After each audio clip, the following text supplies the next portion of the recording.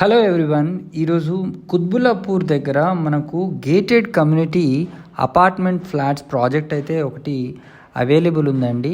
ఇది 9,000 square యార్డ్స్లో 130 flats construction అయితే వీళ్ళు చేయడం జరిగింది. ఇది జిహెచ్ఎంసి అప్రూవ్డ్ ప్రాజెక్ట్ మనకు.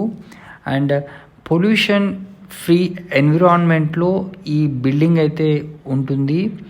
ఇదంతా కూడా మనకు 3 బిహెచ్కే మరియు 4 బిహెచ్కే ఫ్లాట్స్ దీంట్లో అవైలబుల్ ఉన్నాయి.